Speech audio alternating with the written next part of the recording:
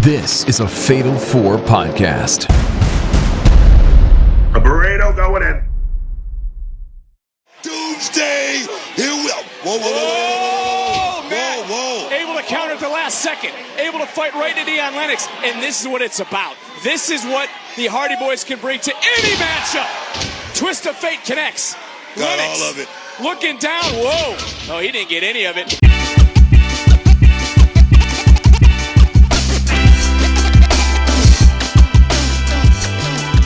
Welcome to Didn't Get All of It, the premier wrestling podcast of the Fatal 4 Podcasting Network. I am your host, Pro Wrestling Noah, for this week.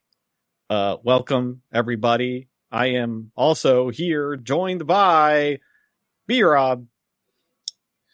Your enthusiasm and your voice scared the shit out of me just now. Well, you know, when you come in with that much energy. Yeah, that energy. Your energy it made me quiver. You got to make people excited. It's podcasting time. Yeah. Maybe they're driving. Maybe they just drifted into the other lane. And you scared the shit out of them. Yeah, I had to scare them so they drift back into the lane. Cody, get back in that lane. Big pod energy. Here we go. Let's do this.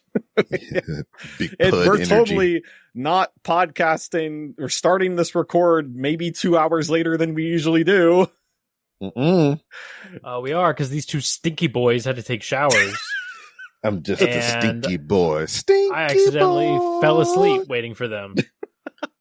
It happens. I had to build a table. Yeah, he put a table together. What do you do? What is your job? My job is tables. He's Mr. Tables. I'm Mr. Tables. I am the table. He is the table. Howdy, folks. Welcome to the show. If you like the show, don't forget to go to their Apple Podcast, give us a 5-star review. That helps us out a lot. Please. This is our Patreon. $3 a month gets you access to our Discord.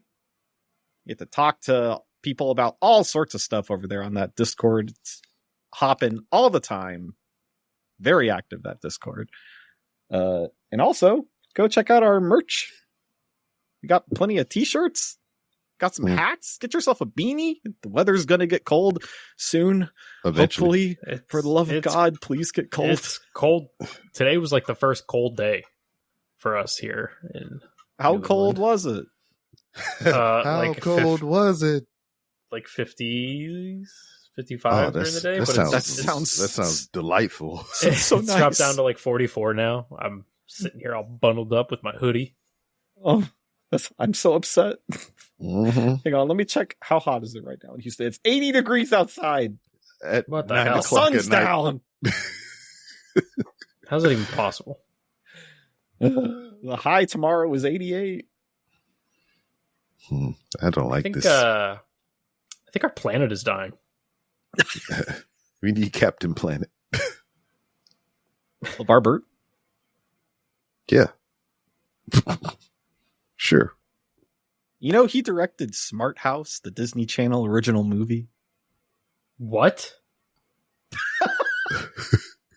Are you saying what in Yeah, look it surprise up. that he directed it, or what in like what the fuck are you talking about? No, I know. I love Smart House. Yeah, it's the best decom. That was And if you directed look it up, by the Reading Rainbow guy? Yeah, Hey man, What he the said take a look. fuck? It's in the book. take a look. It's in a book. Reading Rainbow. Holy shit. That's right. That is one of the most fascinating pieces of trivia I've ever... Yeah, Didn't Get All of It podcast, your source for fascinating tidbits about Disney Channel original movies. You got any more? You're welcome. Gosh.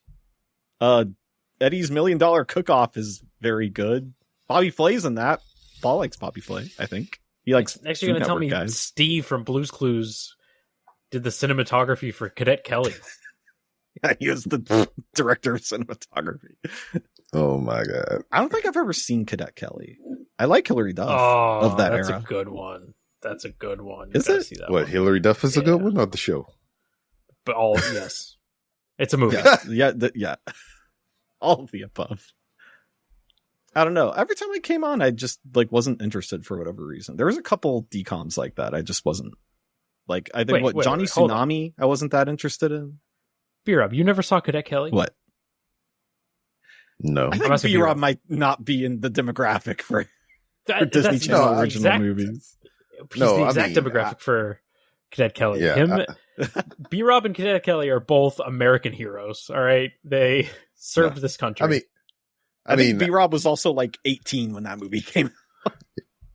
Yeah, I was an adult, but like I didn't untether so much from the children programming. It's just not one of the things that my kids watched, so I never got to put eyes on that. Came out in 2002. How old were you in 2002, B-Rob? 21. Wasn't that far off. You stupid. He could drink. You think he's gonna also be watching Cadet Kelly when he could just go drink? In 2002, my second child was born, and I was on my first deployment after 9/11. Well, did they send Cadet Kelly to the base to tribute to the troops? No. Yeah. Nope. Can't say they did. Oh. Speaking of movies, Cody, did you see an interesting movie this? Did I? I don't know. Let's open the old letterbox. I mean, it is the season for spookiness or whatever. I mean, I'm curating my list for the month. I'm trying to reach my 31 movie quota. I said Cody. Damn, Noah done had a head start. He started way back in September and shit. Yeah, I like watching scary movies. I mean, spooky season doesn't end. It's year round. Yeah, I totally forgot. I did see a movie this week. I saw The Smashing Machine, starring Dwayne Rock the Johnson. Did he change his name now that he's trying to get an Oscar? Yeah. He changed his fucking face though for this movie. Mm-hmm. It was good. It was good. Have you guys seen it? I have not. I was thinking about maybe going to see it tomorrow, actually. Okay. No spoilers, but no spoilers. Although it's kind, it's a true story, so like, yeah, how can you really spoil it? But anyway, it was good. It was it kind of like nothing happens. Like honestly, like you just like you watch some MMA fights and you just kind of see this guy go through life. But it's not boring. Like, because it's shot very well, the music is amazing, and honestly, The Rock's performance is captivating. He's very, very good in this. Like, he absolutely does deserve an Oscar nomination at the least. Damn. I thought the trailers looked pretty crazy. Or just, it looked like he was really trying instead of just doing the Rock thing he's been doing for like the last decade of just being himself, but a little extra, and also has a gun sometimes. Yeah. He very much was not the Rock in this movie. He was Mark Kerr. And yeah, it was not the best movie I've ever seen, but his performance was very, very good. And I would say if you have like even the most rudimentary interest in MMA or the history of it, like it's worth a watch. Yeah, and I thought it was kind of cool because they had the actual guy that he was portraying on, like I think Chris Van Vliet's show or something like that, and he was talking about like how The Rock did like such a good job with some of his mannerisms and just the way he talked and everything, that he was getting calls from his son saying like, "Whoa, that's kind of scary."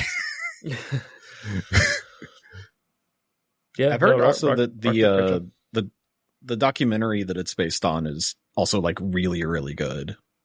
Yeah, apparently, at least that's what a lot of the reviews I've seen say. Yeah, apparently that's what got this film made, was Benny Safdie watched that documentary, which came out like 20 something years ago. And he was like, wow, this story needs to be told. Like, dramatically. Yeah, exactly. A24 treatment. And he got The Rock for it. So nice. Yeah, it'll be interesting to see. Although it has not done very well financially. Yeah, I've heard. I have heard that. Yeah, like The Rock was like, listen, the box, it's hard to predict the box office, guys. Yeah. It's like Black Adam all over again, except this is actually good. And like, it's kind of a shame, but I think A24 is kind of notorious for bad marketing. And yeah, it came out on the same Friday as Taylor Swift. That's true. I didn't even think about that. Like, why would you go see the Smashing Machine when you can listen to Taylor Swift sing about her fiance, her significant, her fiance's penis? Yeah, she does. She does sing about his penis and her penis. Enough. I think it'll get second life. Album. I think it'll get second life whenever it hits streaming markets or whatever. Because like that's what I'm looking forward to. I don't really plan on going to the theater and seeing it, or it's going to pass me by regardless. But like, I'm going to buy a physical copy, of course. Oh, for your wrestling collection of things. Yeah. Do you have every movie made that features a professional wrestler? No, but like I'm still trying to cap off the video game side of it. Mm-hmm. So like I try to grab a movie here and there. Like here we are, I think 88 days to the retirement date of Hiroshi Tanahashi. And I have in my movie collection in the wrestling section a movie that he did a couple years back called My Dad's a Heel Wrestler. to where he plays a professional wrestler, good guy as a dad, as a parent, but he's a bad guy as a wrestler and everything. So it's I haven't watched it. It's fully in Japanese. I don't think it even has subtitles, but I had to have it because it was Hiroshi Tanahashi in the goddamn movie. Do you have the horror movies that star Kane? I have. What are those called? See No Evil? Yes, I have first. I had the first See No Evil on DVD. I don't have the second one, but I'm eventually get it. But it's kind of becoming hard to find. Noah, do you know when See No Evil was released in theaters? 2006. Do you know the what date? Date though? The 666 on June 6th, 06. No. What? When was it released? No, I don't know shit about wrestling. Yeah, you don't. I don't think let's not even tell him. We should what? Mm-hmm. We should just like force him to. Yeah, don't look it up, Noah. Don't look it up. Like sit through that storyline some night. Yeah, we're gonna get you through there. Wait. It might be an excursion or something. The movie was like in wrestling to some extent. No, it wasn't. No, don't come to that conclusion. They basically wrote a storyline around the market, like to market this movie. They did. I'll put it that way. And it's notorious to say the least. It's wild. I wish I could watch it, but it's impossible to watch any old wrestling, like weekly television right now. I was in the middle of watching old Raws, and now I can't because I want to go back and watch they're like some Raws slowly and Nitros adding it to Netflix. Yeah, it's terrible. I was looking for like a very specific clip the other day from like a random Raw in like 2007, and I had to like resort to going to YouTube and watching it in like 240p uploaded by some guy named like Randy Orton Lover 675. Like what the fuck? Yeah, we're back to the days. Give us back the network. Yeah, we're back to the days of just hoping some guy has a file that you can torrent. Mm-hmm. Just really annoying. Fucking tape trading and shit. Speaking of really annoying, Cody, how much news do we have this week? Like none. So little news that our top story is Santos Escobar re-signing with the WWE. Yeah. I mean, yeah. So like, there was rumors and speculation all week that WWE had offered him a contract and he had declined it, and his contract was up this week, and it was looking like Santos was going to be out the door. And then in like the 11th hour, all of a sudden, PW Insider reported that Santos Escobar had come to terms on a new deal with the WWE, and he's back with the company. Mm-hmm. So my thing is like, why?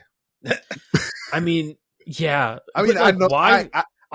Personally, I know why, but why did they do it? Why did either of them do it? Like, I don't know. I mean, like, unless he's going to go do some like big things in AAA, that's the only thing I could see happening. But like, and the dude's talented. He's good. Yeah. But it's just, it's very clear that they've had nothing for him on the main roster. I feel like I've seen way more of, the tag team, Joaquin and the other one. Is Santos still in LWO? I have no fucking I don't clue. even know. What's Santos even doing? What's the last thing you can remember Santos being involved in? This contract negotiation. LWO versus Judgment Day or something, I think. I guess. I mean, maybe. That's also been happening for a while. Because wasn't that the last AAA event? That was like the last two AAA events was LWO versus the Judgment Day, which is where I saw the tag team guys. Yeah, I can't. Like, yeah, like you said, why? But also, like, where else would Santos go at this point? I don't know. I feel like I asked that. I feel like we all ask that now when people leave a company. It's like, where do people go? Because both companies are kind of. I feel like they're not really wanting for other talent right now. Both stables have, a good spread of different stuff going on. Mm-hmm. The only thing that I can say is if you can swing it, go to Japan. I guess that's true. I guess that would be the other thing to do. Yeah. I mean, that's all I can say is go to Japan, because New Japan needs the talent. Pro Wrestling Noah, I mean, I kind of feel like that's an extended arm of WWE at this point, but yeah, freaking New Japan needs you, and All Japan needs you. Maybe DDT and all those other places too, but yeah, go to Japan so I can talk about you somewhere else. It's true, yeah. Put that stuff on the other show. Because there's so much to talk about on this show this week. Mm-hmm. Cody, is that really all the news? I mean, pretty much. I don't know. Like gun to your heads right now. Booking decisions. We brought back Escobar or whatever. What would you do with him right now? It's AAA. Just send him to AAA. That's it. Noah. The gun is to your head. I'm pulling the hammer back. Shoot me. I would rather die. I don't know. I saw some reports today that like apparently WWE is restructuring their creative teams. Yeah, I did see a little bit of that. To quote, improve the overall product. I mean, I thought it was more catered toward the SmackDown side of the thing. I don't know, but yeah, but because they need it. Because I cannot tell you anything that's happened on SmackDown lately, because I don't think anyone watches that show. Yeah, it's kind of rough over that way. Like, I don't see industry is anyone pretty rough talking right now. about I'm it. not gonna lie. Well, I'll have things to say about other parts of the industry later in the show, but I'm having a good time. And Personally. yeah, it's just, it is what it is. Yeah, slow news week. There will be stuff happening this weekend, I guess, and the weekend after that. Yeah, there's some events happening, but this week is just Sure. kind of. Yeah, I think honestly go ahead. yeah. No, you good. Go ahead. Well, I was going to transition to the next thing because I was going to say I think the biggest thing that did happen this week was the showdown between NXT and TNA. Yeah, and then You want to tell us about that, B-Rob? I could tell you what I've kind of remember or whatever, because it was just on the ether of my brain during this times in our lives. But not only was Showdown going on this Tuesday, AEW also had their Dynamite moved over to Tuesday night as well, and they did a special Title Tuesday. Title Tuesday. Wow, counter programming. Unbelievable. Can't believe they did that. I blame Yeah. hockey. That's so fucked up. Yeah, because I think Mercedes took on one of Noah's favorites. Formerly Lacey Peyton Lane. Carter. Yeah, Yeah. Lacey Lane. Which I was very surprised because I didn't know that she was floating around ROH right now. So I was very surprised Wait. to see her show up. Mm-hmm. Hold up. I Kate know what Carter you're is thinking. in AEW? Yes. Mm-hmm. What the fuck? Where's Katana Chance? Somewhere. Does she still play wrestling? Probably. I have no idea. Not. I haven't heard anything or seen anything of her doing any indie promotions. Lacey Lane has been doing independent bookings and everything. And so I don't know where the girl is. She might be with her fiance doing things, whoever that may be. She's engaged. I mean, aren't they all? Seems like to be their thing to hook up with other people and just be young, goofy kids. Anyway, this showdown show started with a match that I didn't watch. I already knew the results and I didn't care. So it was the Hardy Boys, the current TNA at the time of this, the current TNA tag team champions versus NXT's tag team champions, Dark State. So this was title for title, winner takes all, and the Hardys wind up winning. So the Hardys are now the TNA and NXT tag team champions heading into TNA's major event of the year, Bound for Glory, where they will take on Team 3D in a tables match. Hey, that's my thing. Yeah, in a Noah match. Mr. Noah's match. Yes. So I didn't watch this match. I just seen the hilarious gif of the Hardys being shit. Also, Is that what happened? yeah, also Dark State being shit as well. So there was a spot to where it was supposed to be a double team move on Jeff Hardy. So Dark State, they did the Irish whip into the ropes. And I guess they were supposed to do like a double back elbow or a clothesline or some shit. One of the Dark State guys did not connect. The other one did. Jeff Hardy fell down and sold it. The other guy didn't know what to do. He tried to do a leg drop onto Jeff Hardy while he was on the ground. He missed. And Jeff Hardy sold it for whatever reason. And yeah, it just looked very bad. Speaking of people missing moves, I saw a clip of, I think it was Sol Roku doing a moonsault, and she just completely missed the target, just like completely floated over the person she was supposed to connect with. I believe you might be mistaken, but it's not out of the realm of possibility, because next to follow this match was the Survivor Series style matchup between Team NXT female side against Team TNA female side.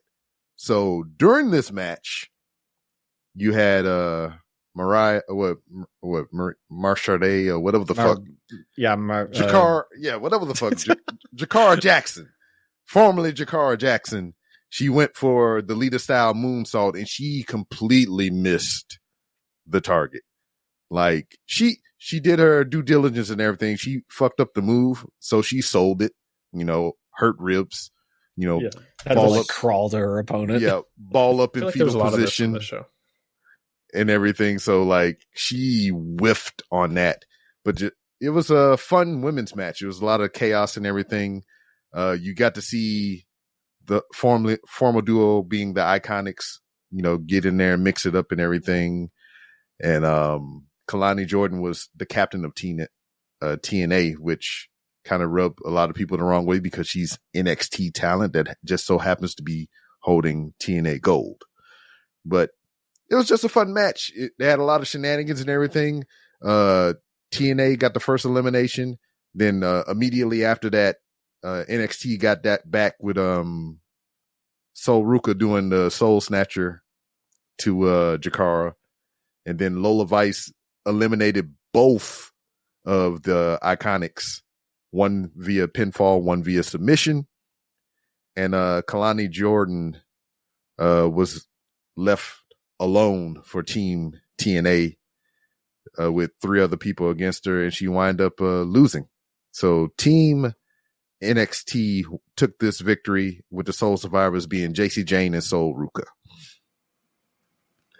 And Mustafa Ali took on Ethan Page for the North American Championship. And boy, Mustafa Ali is a crazy bastard. Did anybody see the bump that he took? No. Which one? Yeah, exactly. The way he fell down to the floor into the fucking the barricade and shit. I did not see this. No. So I don't know what the fuck they were doing. They were jockeying for position. Mustafa Ali kind of like jumped up onto the top turnbuckle. Ethan Page followed him up and shoved him off of the top turnbuckle, where Mustafa Ali proceeded to fall all the way to the ground, hitting the barricade to stop his fall. Ow. I mean, I ain't talking about like he hit the top of the barricade and then like, his feet hit the ground and then he fell to the floor. I mean, he went straight to the floor and kind of like hit the part of the ground where the bottom of the barricade and the floor mats meet. He hit the ground like that. Crazy shit. Yeah, that sounds rough. Yeah. I miss that guy. I mean, I don't watch TNA, so but yeah, I miss seeing Mustafa Ali do stuff. I mean, Ethan, he was the foil to Ethan this whole match. Ethan wound up taking the victory and everything, but Mustafa Ali like made people miss him. Almost to the point to where like if you liked his performance here, you might consider taking a peek over there on Thursdays just to see what he's doing. And then no thanks. I mean, you're super I got a podcast to record on Thursday nights. I can't be doing that. But the main event was the Survivor Series for the men, Team TNA versus Team NXT. And I'm not gonna lie to you, gentlemen, kind of didn't watch this one. I seen some of the shenanigans because Joe Hendry was a special guest referee. As same as for the women's match as well. Jordan Grace was the special guest referee for that because the TNA mainstays that came over to NXT first had no positions on the card, so they made them special guest referees for the marquee matches. I did think that was a good idea because like it makes sense. Like Jordan Grace is so recently removed from TNA that for her to like pick a side would kind of be disingenuous. And then Joe Henry, like, same thing, like splitting time between both companies. So yeah, and then like use of him. Almost the whole thing about that is like Joe Hendry as being the meme TNA guy. So it's just like, yeah, I do agree with your point on that. But I didn't really see too much of this. I just seen like clips of the Joe Hendry spots to where I think it was Kaz that was trying to do a foot on the ropes pin. And Joe Hendry was doing the count. Then he just did like his Joe Hendry pose to be like, I caught you. Your feet are on the ropes. You can't do that. You know, stupid shenanigans like that. But I believe who won? Team TNA wind up pulling out the victory. Moose and Mike Santana wind up being the sole survivor, which, I mean, I guess they want to do that for Mike because he's going to get the title opportunity, I believe, at the Bound for Glory show. So they want to keep him strong to, I guess, take that title off a Trick or whatever the fuck they got going on with that shit. So this was a perfect 50-50 split, huh? Yeah. So nothing was settled. Pretty much. TNA won 2 matches. NXT won 2 matches. Yeah, it's all going to be settled at the Bound for Glory pay-per-view. Well, which I don't even know when NXT? that is. Well, Trick is the TNA champion and Kalani is the women's champion. So, I mean, sure. there will be those involvements.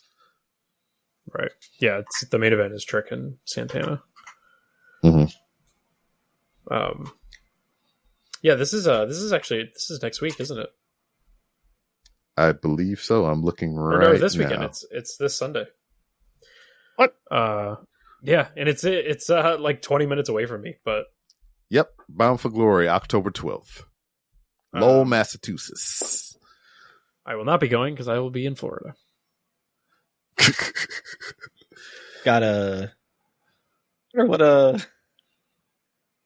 What's her face is doing over there? You want to see what they you want me to run through what they got booked real quick? Absolutely not. But when we come back, we will talk about. Hang on. I got a segue. Oh, okay. All right. They may be bound for glory, but we're bound for advertisements. All right, so Paul, good? you can just go ahead and edit that out. That was not worth it. We'll be back.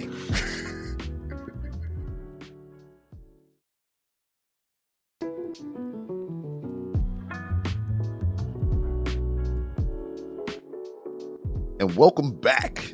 Hope you enjoyed those ads and everything. And if you hate ads, feel free to go to our Patreon to where you can get ad-free content and you can support the show. But, you know, honestly, between you and me, you pay that $3 a month. I think the Discord is well worth the price of admission because we're in there all the time, doing all the things, having all the shenanigans, watch parties, all that cool stuff. But wait. Be right. I got a segue. Okay. If you guys don't like those ads, then you should crown jewel Perthich a Patreon membership. What? What the hell was that? It's you, Noah. That's what that is. Does this podcast have a gas leak? Yeah. Someone pooted. Anyway. All right. You guys are looking forward to Crown Jewel? I forgot it was happening. Yeah, it is happening. Crown Jewel Perth this Saturday at bright and early time of 8 a.m. Eastern. So 7 a.m. here? Goddamn. Hell yeah. This is actually clutch because, like I mentioned before the break, I'm going away this weekend. I'm taking a little trip to Miami, and my flight leaves Saturday evening. So I get to wake up and watch this before I head to the airport.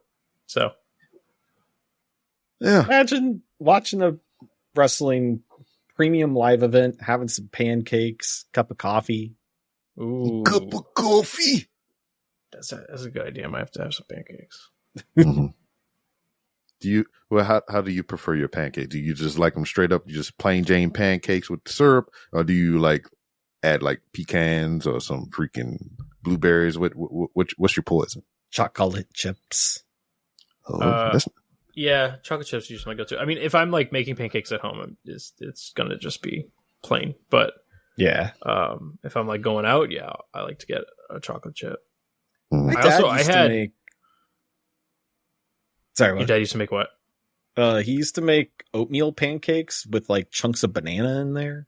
That sounds That was delicious. all right. Interesting.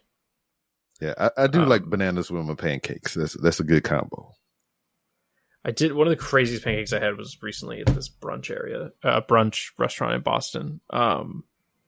It was a s'mores pancake. Oh yeah. I had something like it was like covered with like marshmallow fluff and like little crushed graham crackers and melted chocolate. And That's like how at IHOP they'll have like the Minions pancake, and it's got like cotton candy and like all like 5 different kinds of whipped cream and just like sprinkles and shit. So there's a point where pancakes just turn into cake. I would like some cake right now. Yeah, I'd like some cake too. But anyway, speaking of cakes, check the segue out. No. Oh, damn it. Yes, Cakezilla, you are. 30 men will enter my ass. What? Oh, come on. None of you were on YouTube in 2006? No. I was fighting JR? foreign wars. All right. Anyway. Is that a Someone out there YouTube got poop? it. Yeah, basically. Do the kids know about YouTube poop? No, because it's just TikTok shit now.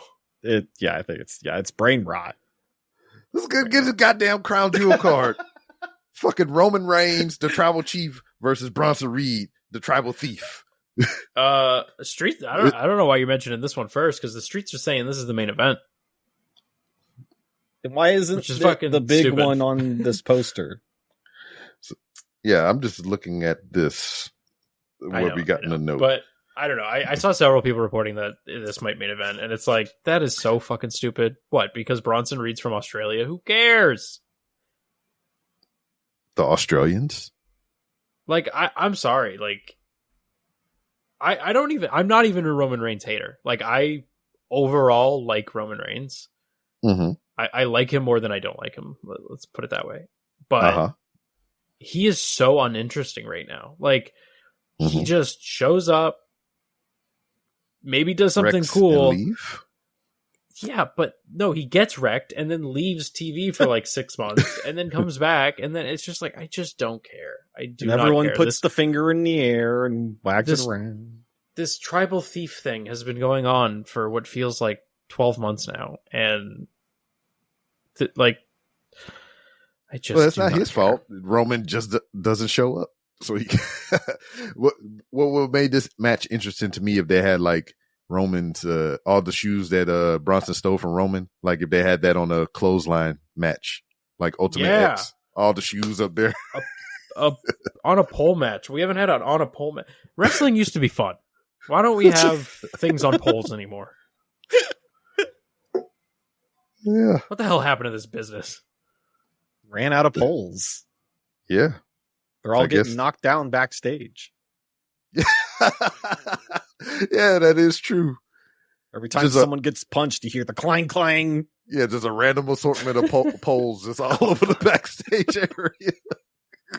No one wants to pick them up. Maybe that's what Santos can do. He can go pick up the poles. Pick up the poles.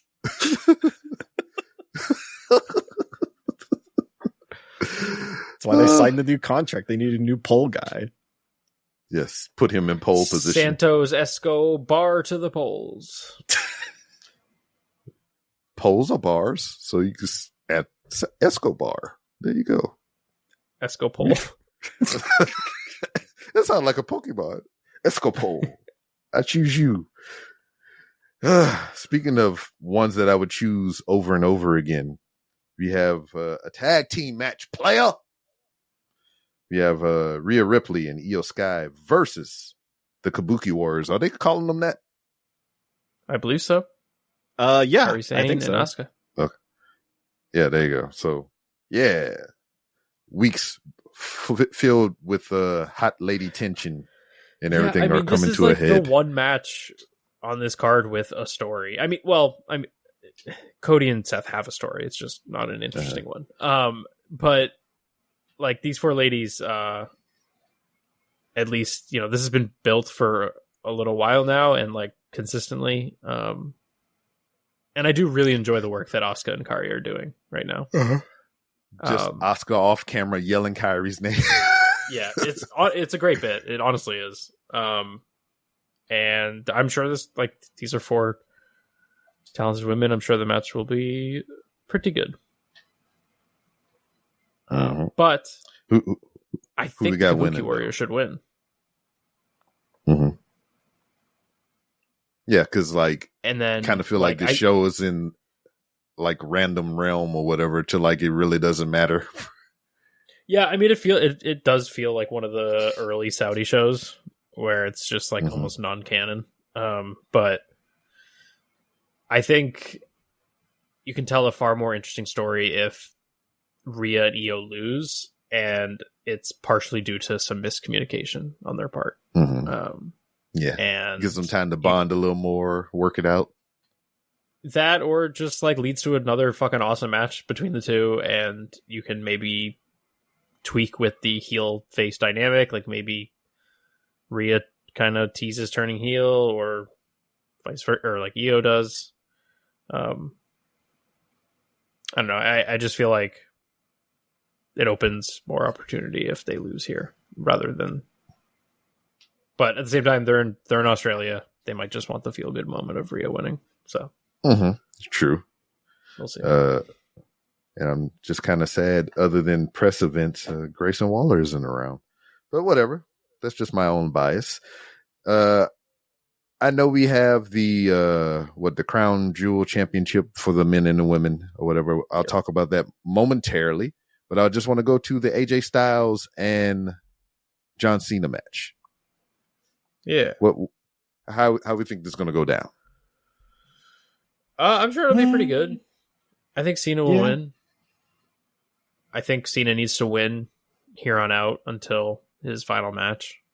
Because he's been getting his ass whipped. He's been getting his ass whipped lately. Yeah, exactly. And it's if his retirement is going to be putting somebody over, it'll feel a lot more important if he's on a little bit of a hot streak here at the end. So I think he needs to win. I'm sure the match will be fine. I've never loved any of their matches together. I find the Cena AJ Styles rivalry to be vastly overrated, but I mean, I think the only thing, I think the only thing memorable for me, in the past for them two was beat up John Cena. That's the only thing I can remember. Yeah, that was fun, and some of the build up, and just the idea around this really was a dream match throughout the mid 2000s or the 2010s, because we just never thought we would ever see it. Nope. So the lore and the lust, or the lust, that might not be the right word. Yeah. The lore behind it is kind of more, or it's better than the matches themselves, in my opinion.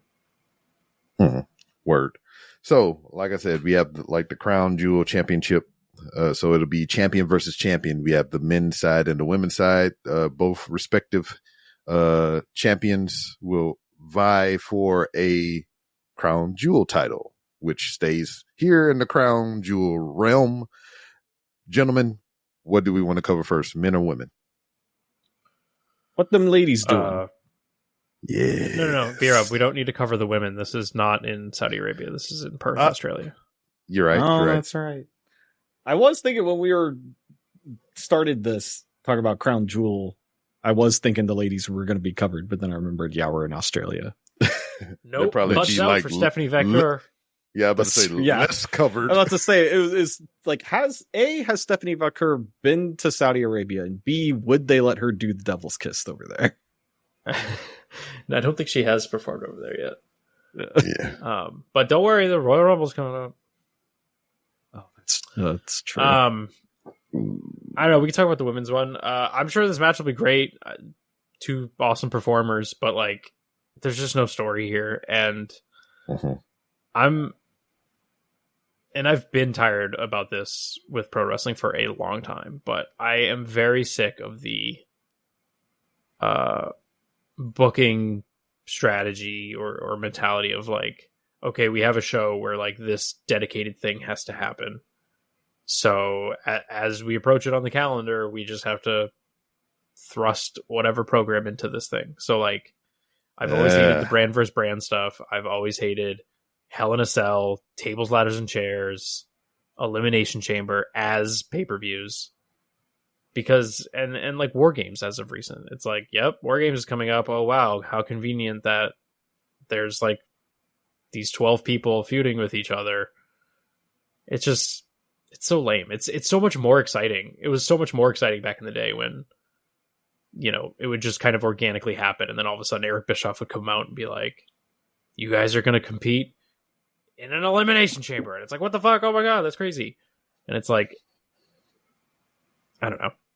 Yeah, I'm going on a little bit of a tangent here, but it's kind of the same idea here where it's like, oh, the Crown Jewel show's coming up. So now we're just going to force our two champions to fight each other. And our two women's champions are both baby faces. And so it's just going to be like, I respect you. I'm going to win. No, I'm going to win. Okay. Mm-hmm. Cool. So I'm thinking Stephanie wins. I think so. Well, I don't know. I was going to say because they're definitely keeping her strong, but they've been keeping Tiffany strong for a while now. Like she's been champion since what, WrestleMania? And I don't. Yeah, but no one knows that because no one watches SmackDown. True.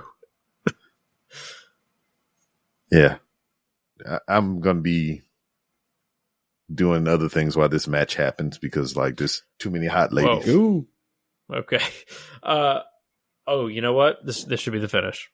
And I don't even know if this is humanly possible, but Tiffany goes for the best moonsault ever, but Stephanie catches her with her legs. Yeah. Just hits roll her over with the devil's kiss. Yep. And then hits her whatever her finisher is, the NFT or whatever. Yeah, the NFT. It's a Stephanie something thingy, whatever. Yeah, Stephanie's thingy. Yeah. Tell me more about Stephanie's thingy. Yes. It's in a boat. No, that's a dinghy. Yeah, you ding that thing. Anyway, Seth Rollins, Cody Rhodes. Yep. These two are fighting again. It's like they're just booked themselves into a corner, forcing themselves to have to do this match, and I don't know. Seth's like trying to make it interesting, but I simply do not care. It's really not unfortunate that far removed from their previous work together, and yeah. It's really unfortunate that this is like the top of the card right now. That like this is supposedly the most interesting thing that this company has going at the moment. I have because it's not that interesting. Mm-hmm. Where the fuck is AJ Lee? That's a good question. She's at home dog sitting.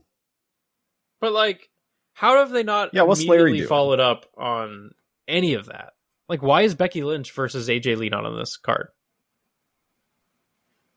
Mm-hmm. You want to explain that to me? Mr. Paul Triple Levesque? I'm scared. I don't know.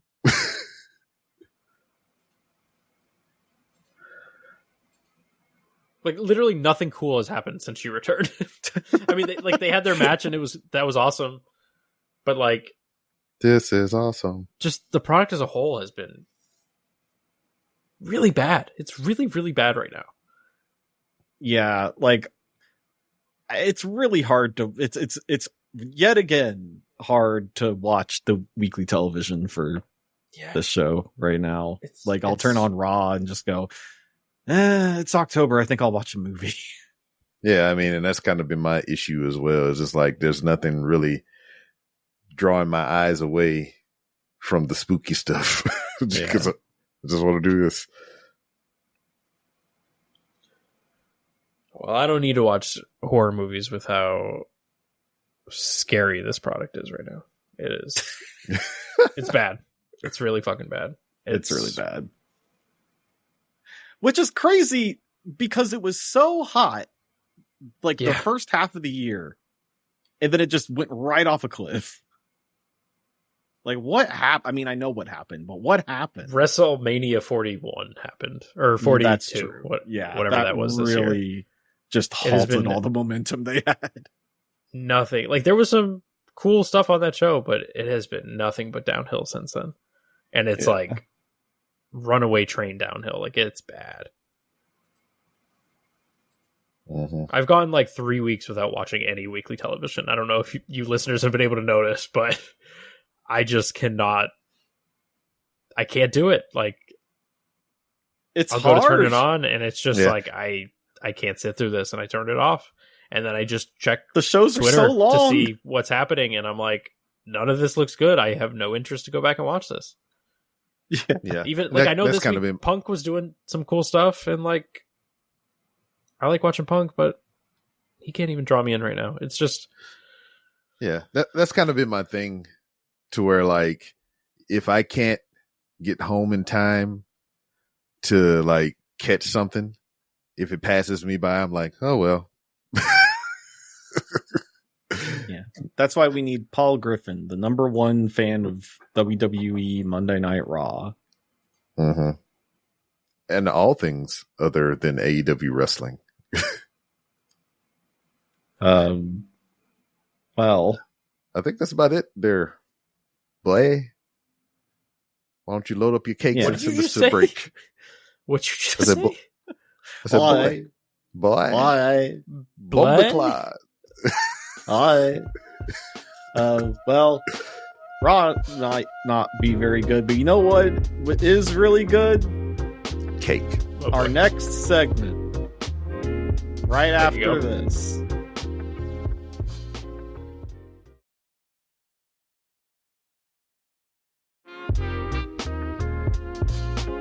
Welcome back to Tonight All. I'm Noah Stewart, and we're here to talk about stuff. Golly, Noah, calm down. You have too much Baja Blast. Trying to sell these tables. Well, Noah, in your viewing this week, have you had any table spots that you would like to talk about? Yes. No, you we're brought not us back. back. You didn't hear that? No, we're not back. Damn it. Why you didn't keep it going? I don't remember bringing us back. You did. You just did it. I guess we're here. Hi, everyone. We're here in the third segment of the show, and it's time to talk about the things that we liked this week. And things I liked this week was a lot of stuff. AEW has been fun lately. I was telling a coworker earlier that, it's great. I mean, we were talking earlier on this show about how AEW or WWE kind of went off a cliff after WrestleMania. Like, they were so hot at the beginning of the year, and now they're not so great. But AEW is like the exact opposite. It was really hard to watch this show, specifically during Jon Moxley's world title reign. That was just a dreadful time to watch AEW. But that now, single-handedly killed my interest in the company as a whole. And I'm gonna hear you out here and let you finish and explain why AEW is allegedly good now. But that title reign completely soured my entire view on that company, and I cannot bring myself to watch it. It was just really like it was really hard. What did they do? Well, like the problem with that title reign was that it was just really hard to be invested in anything involving, like supposedly the, top of the card, like big storylines that were happening, because they were constantly being undercut by the Death Riders just showing up and fucking everything up. But now I feel like the Death Riders are actually interesting because they are like, challenging authority and like, like showing up, like having matches that aren't just all of them fucking dudes up, but like all of them kind of individually doing stuff, and all of them individually have stories going on. Like like the Pac with Orange Cassidy and Moxley with Darby and Daniel Garcia having joined the group after Moxley's title reign, and all of his stuff with Daddy Magic on Collision has been really good. Yeah. Like they are constantly updating that story and having new things happening. Which, yeah, they even have like Yuta and Statlander stuff. And, yeah. That stuff's been really good too. It like that. I think that's also a problem that I feel like AEW has had for honestly like a year or more, is that it just felt like the show was being written week to week. Like it felt like there was no long-term plans for anything. And now I feel like they actually have like a direction for most things. They have a vision for most things. They are like I said, like updating stories on a weekly basis and, you know, having interesting things happen instead of just, oh, it's the same thing that happened last week, but he beat him up with a different thing. Like there's actually stuff happening. Like with Daniel Garcia and, you know, Daddy Magic this week, he beat up Daddy Magic, you know, Matt Menard, last week post their, you know, big tag match that they had. And then he like, Daddy Magic, you know, confronted Garcia again this week. And Garcia is basically like, look, like I beat you up last week and like, I love you. You're still like a brother to me, but I can't hang around you because you're a loser and I don't want to be a loser. Which is like really interesting. And then he also pointed out, Nigel McGuinness. He said he's like a parasite and he didn't want to end up like him because really Matt Menard's hanging around Nigel McGuinness. It's really interesting because that's the exact same thing that Paul said this week. That's why he's not on the show. It's true. I will say this. Looking at the Wrestle Dream card, it does look like a pretty good card. It looks fucking cool. And also like cool all matchups. Out. There's some cool matchups. Some stuff here that seems to have been well built. The problem is there's one more week of AEW television. And right now there's 6 matches. Yep. So expect by the end of next week that to increase to 27. That's like, there will be at least another 6 matches. Yeah, they'll have 3 on the pre-show. That's where things will go wrong. Like if they just stop, and just next week sell me on these 6 matches and put on this 6-match card. Well, that there is precisely the problem, right? Is because they do have to sell the pay-per-view. Yeah, I was just about to ask that. Yeah. But monetarily. So they have to make it feel like it's worth your money. But yeah, that also is just, that's a lot of time investment too. Yeah, that's why they got to capitalize on those pre-show things. Yeah. But, yeah, speaking of, you know, the Wrestle Dream card, they're really spending a lot of time building up Moxley versus Darby, which I'm sure is going to be cool, even though it's an I Quit match. And I feel like, you know, is this another way to do Plunder? Yeah, that's a way to do Plunder. But I feel like, you know, on this podcast, it's been voiced a lot that I Quit matches can just be like weird or not so great because the momentum of the match is so dragged down by the stipulation of someone having to say I quit. And I'm pining for the day that somebody run back the Mankind spot.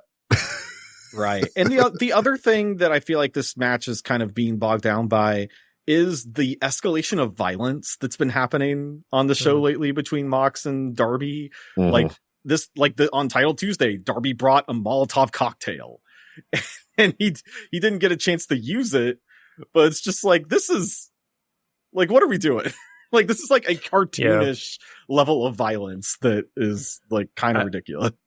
That you bringing that up makes me think of 2 things. First, like I feel like their match at the last show, the coffin match was really good, and it was really good.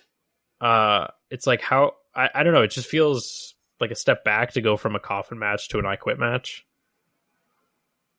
Like the coffin match should have been the end of this, but the other thing that it makes me think is that I have been noticing that there is like, it seems like an uptick in violence in AEW lately, which is like saying something, or at least just like the over the top stuff with like the flamethrowers and what have you.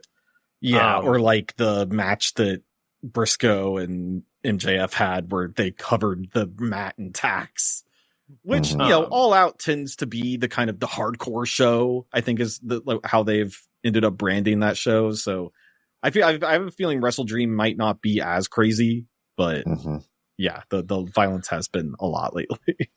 And like I don't know, it's not for everyone. I don't necessarily hate it. I like it in small doses. Like there's a time and place for it. It's just I think they overdo it, and I think I don't know. It just seems like a weird or possibly even a bad business decision by AEW to go so far with that stuff currently, because I think there's a really big opportunity for them to look. They'll never surpass WWE. Like it's just not going to happen. But sure, they really could, make a name for themselves right now, because one of the biggest criticisms of WWE is the fact that their shows are so fucking expensive. Yeah. And like their TKO people are like gladly going around and being like, oh yeah, Vince used to target these shows to families, and was like our ticket sales are suffering because of it. So they have the audacity to charge like $42,000 for front row seats at WrestleMania. And it's like, it's disgusting, because it's like, how can average people and families afford to go to these shows? They can't. So it's like dragging down the show experience in a way, because you're missing out on like the true, real hardcore fans. And I feel like AEW has an opportunity to like target towards families and kind of fill that void. There's a turn down the blood like, a little bit. Yeah. I don't know, which is like crazy, because someone who like was on the internet 15 years ago being like, the PG era sucks. Let them say bitch and bleed. But like, there's gotta be a middle ground, right? Like, I don't want PG Hornswoggle and the Muppets, but I don't want fucking death matches on every show. Right. And AEW definitely has leaned into, like, you know, they have shirts that say "For the Sickos." Like they know like who their audience is. And I guess it's working. If it's working for them, then hey, who am I to say? Like, yeah. But it just seems like both companies are on this spectrum where they're like almost deliberately trying to be. No, that's the audience. The audience is the one on the spectrum. They like are like almost deliberately trying to be the furthest end of each of those spectrums in various categories, if you will. Like, I don't know. That like one that has way too long of shows, the other has way too short of shows. One has too much wrestling, one has not enough wrestling. One is too violent, one doesn't have enough. Like, it's just, what the fuck? Like, why can't wrestling be good? It's hard to do, it turns out. Speaking of hard, this match had me hard. That's hey, yo. What? John Moxley versus Tomohiro Ishii. Fucking dude's rock of the week. Holy shit. Which apparently, like, I think this match had like some history. I think like these guys, I mean, B-Rob, you can tell me that these guys have some pretty legendary matches in Japan. And I feel like that really carried over into this match that happened on Title Tuesday, because these guys were just like suplexing and brain busting the hell out of each other. In addition to, you know, the chops that you get in a match like this a lot. But yeah, these guys just beat the hell out of each other, and it was great. Ishii got busted open on the nose at some point. It was fucking awesome. Didn't even care, did he? Oh, absolutely not. Dude's a big rock. And then also, like, speaking of, you know, violence, as this company is prone to do, we had a street fight with the Demand and the Hurt Syndicate, which, you know, the Demand is, what's his face? Ricochet and the Gates of Agony guys. That's what the name they're going by now. And, this match had, you know, a lot. Like it ended up being a lot more fun than I was expecting it to be. I mean, I guess I don't really know what I was expecting, but yeah, like Ricochet at one point, because they were at Daly's place, he like jumped off the stage and really just nailed MVP in the head with his legs. Like that looked crazier than I was expecting. And then also, speaking of MVP, there was a really weird spot like in the middle of the match where I think Ricochet was doing a shooting star press and was trying to send, I think, Shelton through a table, but he didn't quite get all of it. He didn't connect with it in such a way that he went through the table. So it looked like he was signaling to like MVP and one of the Gates of Agony guys, like, help me with this table spot. And I think Gates of Agony guy tried picking up MVP, but MVP, as rumors have had it lately, is kind of, maybe not the best at putting dudes over lately backstage. And he was like, well, I'm not letting this guy go over. And I think he tried putting Gates of Agony guy through the table. So they ended up both just kind of jumping on the table. And then like on commentary, like Excalibur was even like, I don't really quite know who I got the, the most of that encounter, but the table's broken now. It was really weird, but also an awesome match. That I was really into pretty much everything that had, like, Title Tuesday honestly felt like a mini pay-per-view in a way. It was like all the matches were good. The show was just a ton of fun throughout. We also, like, the main event was rematch between Orange Cassidy and Pac, which is always a treat. Yeah, the just super wearing a fun. singlet. Pac looks absolutely ridiculous. The short hair is weird, but yeah, and like and Rob the said, he's wearing the singlet now. Yeah, which is because usually he just has the trunks, right? Yeah, little bitty baby. The trunks. short hair is weird. The attire is even weirder, and the man looks like he ate every single anabolic steroid. Dude, he is in the world. shredded. Those abs look like they're painted on. It is crazy. You got the 300 treatment. It is wild. Yeah, but yeah, as I've said, I'm really, really enjoying AEW lately, and I feel like Title Tuesday is a perfect example of that. Noah, what can you tell me about this YouTube guy that's on AEW? I was looking at this note and I was like, I didn't put that there. Which one do you put that there? I didn't put that there. Do you know what I'm talking about?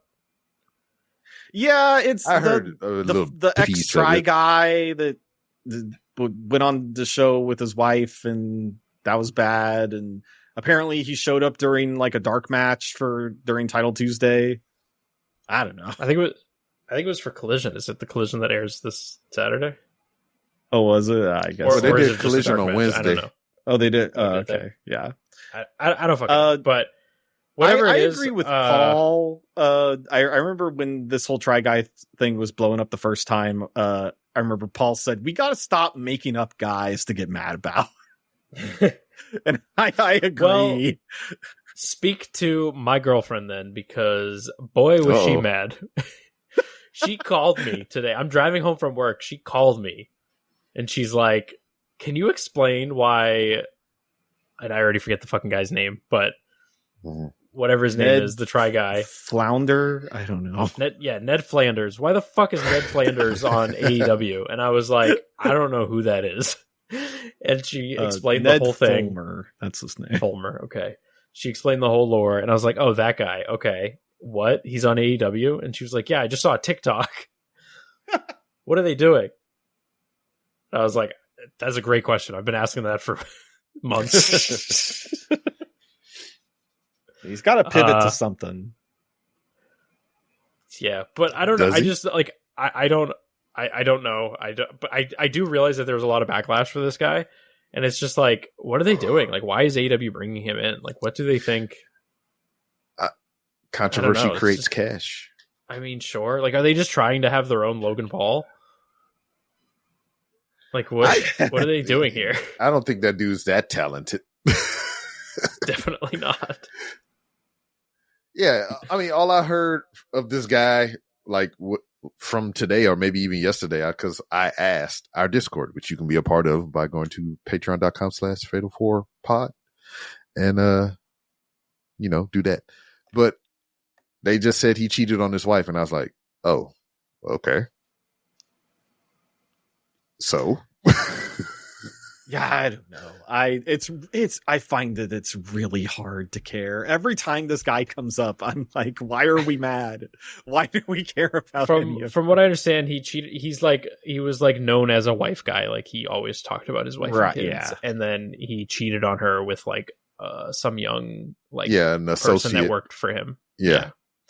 Okay. So and yet again, not a great look, but yeah, yet again that sucks. But so, listen, people love drama, B-Rob. True. I don't know, as long as he's not diddling kids or anything like that. Especially on YouTube, there are guys on the internet that claim to talk about video games, but instead decide to talk about, oh, did this guy like shock his dog with a collar? Well, let me go frame by frame to see if he did. Shut up. Just talk about video games. It's not that hard. There's stuff happening every week. Or if you're going to eat food or whatever, I mean, just like talk about the food and nothing else. Shut up and talk about the video games is what I say every week when Noah doesn't put out his fucking podcast. That's true. Yeah, I haven't been talking about video games for the past. My bad. I am, for people wondering about that, I am changing up the format of the show. It's coming back. I just need to put the show together. That's right. But it will be coming back. Head on over to fatal4pod.com and subscribe to all of our lovely podcasts, including Didn't Get All of It Japan, which this fine young gentleman B-Rob is a host of. Thank you for calling me young. And B-Rob, I hear that you want to tell us some things about Japan. Yeah, well, so Konosuke Takeshita has earned a IWGP World Heavyweight Championship opportunity. Usually, if you're the G1 tournament winner, you get that honor at Wrestle Kingdom, which they do January 4th. That's like New Japan's WrestleMania.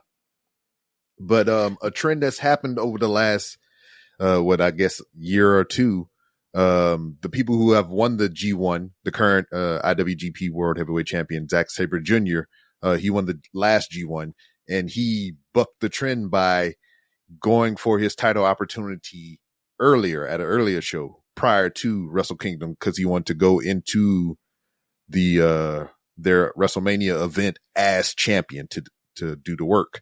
So Takeshita has followed suit this year, and on October 13th, which is a Monday, I believe, he will be taking this title opportunity and hopefully walking out as the IWGP World Heavyweight Champion. So that's now hold on. Yes.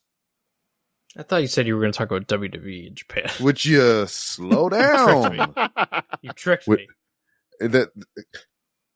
Cody, you and Paul, you constantly talk about story, building up to something and everything. And that's what I was doing. And you being impatient as fuck. Can you let me get there, sir? Yeah, I need instant gratification.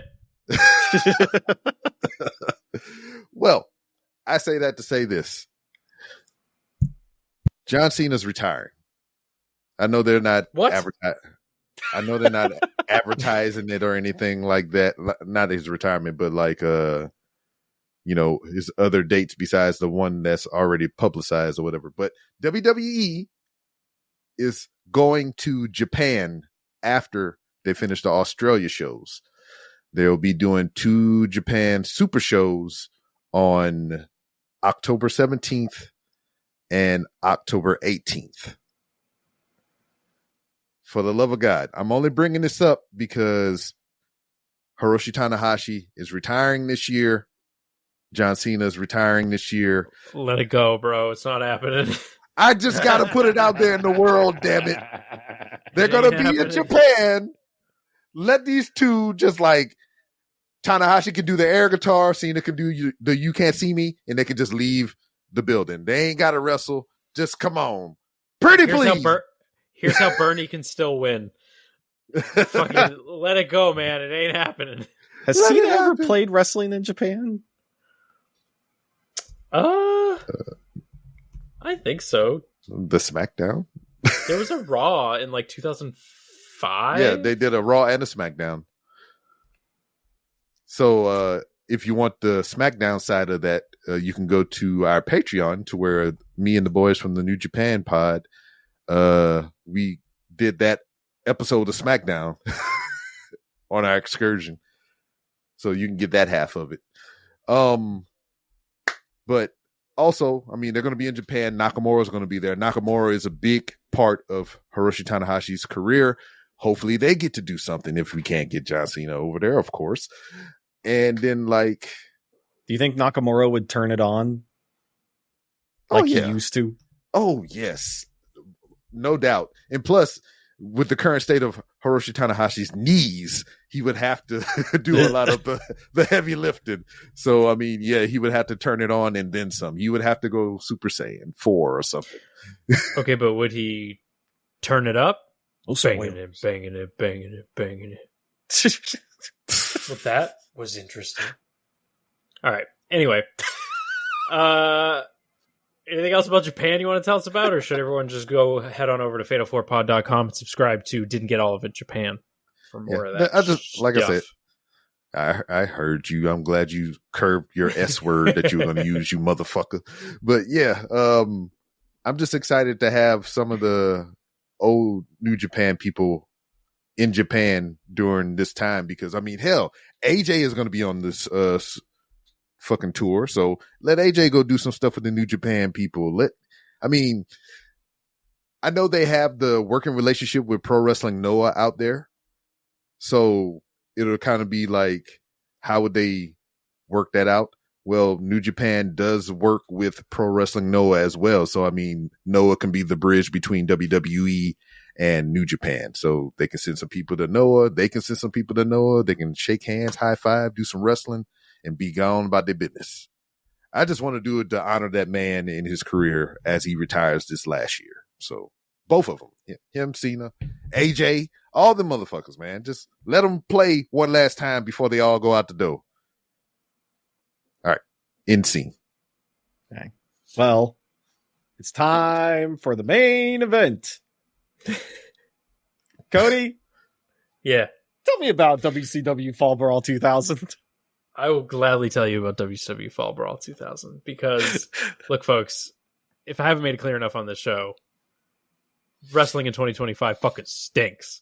But I still love wrestling. So I needed to seek something out this week. And I was just scrolling on the old fucking Elon Musk app because I hate myself. And I saw someone posted a... What? Sorry. I'm... Is this leading to you saying that you watched an entire old pay-per-view on X, the Everything app? No, that would be great though. Okay. No, I actually just watched a Grok video of AI for 3 hours and thought it was WCW.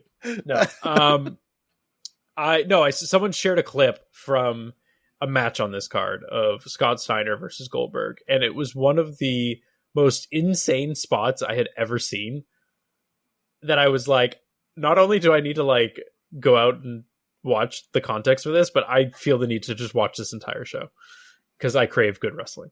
So yeah, I was just bored and I put on the old Peacock and loaded up WCW Fall Brawl 2000. I've been a lifelong wrestling fan, but I was never really a WCW fan. I tuned in occasionally. I would say like I watched WCW back in the day as much as I watch AEW now.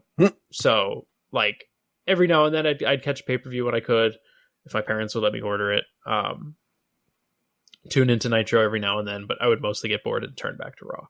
So I had my guys. I liked my DDP. I liked my Goldberg, stuff like that. But there were a lot of it I missed, especially towards the end. So like 2000 WCW, I know little to nothing about. So I went into the show kind of blind, and it fucking ruled. This is such a good show. Like top to bottom, I mean, there's some stinkers on here. Don't get me wrong, but like, Oh yeah, it is a fascinating show 2000. because it is 10 matches and none of them go over. Okay, one of them is 16 minutes, but that's because someone nearly died in that match. So I'll get to that. But everything else was sub 15 minutes. The entire show was like, I think 3 hours. There was no filler. There was no advertisements. There was no aura farming. It was just fucking wrestling and stories and characters. And it was just fascinating to watch. I mean, I'm not going to like run down this whole show, but the things that stood out were the Cruiserweight division was so cool. 3 count, fucking awesome gimmick. yeah. Shane Shannon Helms Moore, and them. Yeah, Shane Helms and Courageous Evan, like that was ahead of their time. That was a great gimmick. And fuck it, Do you I'll say remember the song? no, I don't. But no, that's the one bad thing about watching this on Peacock is almost everybody's music was dubbed over. So Oh, that sucks. yeah. But I'll say it too. Misfits in action. That's a great gimmick. You're telling me that you're gonna throw some camo pants on Chavo Guerrero and call him Lieutenant Loco? That's fucking great. And WCW Misfits in action. Not only do you got that, but you got Captain AWOL. Come on, you take the Wall brother and you put him in camo pants and you call him Sergeant AWOL. That's great. And then of course it's being led by General Erection. Come on. Come on. These guys look like the Forgotten Sons if they were good. These guys ruled.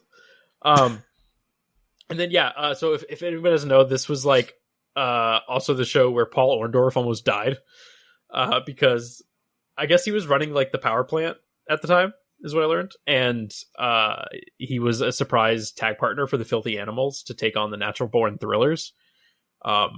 Which, if you don't know who the Natural Born Thrillers are, they were a stable of just like white guy meatheads, basically. It was Sean Stasiak, Sean O'Hare, Mark Jindrak, Chuck Palumbo, Johnny the Bull, those guys. And Paul Orndorff hits, I forget who he did it on, but he hits somebody with a pile driver and then just like nearly died in the ring. Like died. He just could not get up. He could not move. Jeez.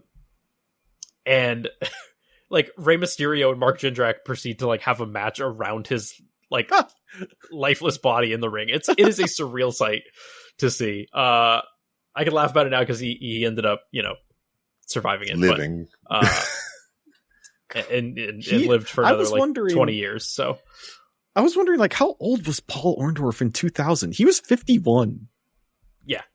Yeah. He was an old man. That's too old to be doing that. Yeah, it was crazy. There was a scaffold match on this show. There was a Hell first yeah. blood chain match.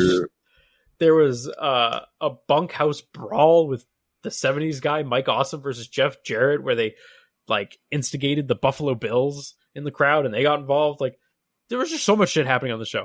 But the main thing I want to talk about is that what initially drove me to watch this show, and Scott Steiner versus Goldberg. Mm-hmm. Like, I am dead serious. Everyone who's listening to this, if you have not seen this match, you need to go out of your way and spend 13 minutes and 50 seconds of your life watching this match. It is fucking bananas. Let's say, to be fair, this sounds like it is right in your Q zone. Oh man, it's right there. I don't think it's a stretch to say that this is the greatest Goldberg match of all time. And it is very possible to be up there for the best Scott Steiner match. Although I feel as though I haven't seen enough Scott Steiner matches to confidently say that. But it is just nonstop action. These guys are beating the absolute shit out of each other. They, like, the amount of CTE that is banging around in that ring during this match is off the charts, because Scott Steiner throws Goldberg onto his head at least 6 different times. And there's one point where he is like very much like out of it, and like barely remembers to kick out at one point. Like, it is a bonkers match. And the clip that I saw that made me go and watch this all was, there's a spot where Goldberg lifts Scott Steiner above his shoulders in a like electric chair position. Mm-hmm. And I genuinely have no idea what he was trying to achieve here. But he just throws Scott Steiner off of his shoulders, and Scott lands feet first on the top ropes and just like flings backwards and lands on his head. It is completely bonkers. Seriously, like, go out of your way and watch this match. I promise you it is better than anything that WWE or AEW will put on all month. Damn. Wow. It Bill is- Goldberg gets his head knocked around that much during that match, but he kicks Bret Hart in the head once and it ends his career. Quit being a baby. You know? You're not wrong. Yes, Bret Hart didn't have big meathead though. You are selling me on this, Cody. I do. Oh, it's so wanna good. go There's check some this chair out. shots that on this match that are like, holy shit. Oh, at one point Vince Russo gets involved, and that's like definitely the worst part of the match. But at the same time, he also takes a lead pipe and just a million miles per hour smacks it across Bill Goldberg's head. And it is just, it's insane to watch with like 2020 or 2025 vision, but it's an incredible match. That I sounds had five to do an stars. excursion. Yeah. Yeah. Let's go all watch that after I will we literally, watch if you guys the want, when latest we're done Ryback recording this, video. we can watch this match together. I will gladly rewatch it. It is so damn good. Hell yeah. Well, we might go do that, but as far as this week goes, we didn't get all of it.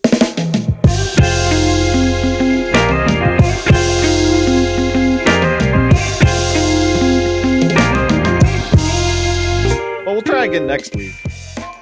Please subscribe to Didn't Get All of It wherever you get your podcasts, write us a review, and if you really like the show, tell your friends, post about us, and consider joining us on Patreon at patreon.com/Fatal4Pod. That's You've Fatal been listening to a Fatal 4 podcast. Subscribe today wherever you get your podcasts. And visit fatal4pod.com for more episodes, merchandise, and info on the Patreon. Your support goes a long way, so thank you for subscribing, reviewing, and joining the Patreon if you have or are going to. Fatal4pod.com. And for myself and the rest of the Fatal 4, for Cody, for B-Rob, for Paul, wherever you are, we miss you. We'll see you next week. And we'll see you listeners next week. Bye-bye.